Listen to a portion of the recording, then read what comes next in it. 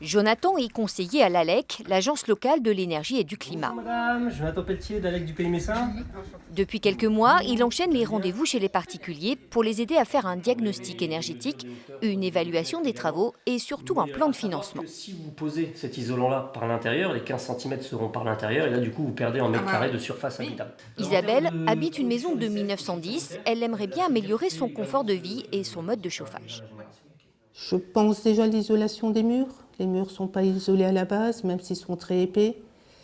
Et changer de chaudière, qui a 26 ans, donc je pense qu'elle a fait son temps. Pour madame, on peut compter minimum 19 000, 20 000 euros pour les travaux. Si vous rajoutez une pompe à chaleur, c'est du minimum 14 000, 14 500 euros. Donc ça peut vite chiffrer, donc on peut être sur du 35 000, 40 000 euros.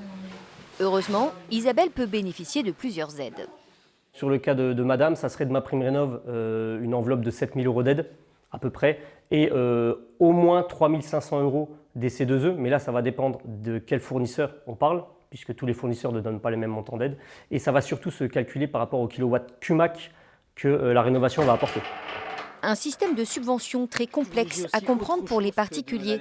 Il faut non seulement calculer le gain énergétique, mais aussi s'en sortir dans la jungle des aides entre la prime rénov' de l'État, les certificats d'économie d'énergie des fournisseurs, qui sont de plus indexés sur les revenus et les types de travaux. Mais au final, se faire aider, ça peut rapporter gros. En cumulant certains dispositifs d'aide, on peut arriver dans des cas vraiment très exceptionnels à 100% de subvention, mais généralement pour des ménages aux revenus très modestes avec des travaux quand même suffisamment importants, on est dans un cadre de 50% à 80-90% de subvention. L'étude de l'ALEC est gratuite, mais il faut plus d'un mois d'attente pour un rendez-vous. Avec les prix de l'énergie, les demandes sont plus nombreuses, près de 3 700 en 2022.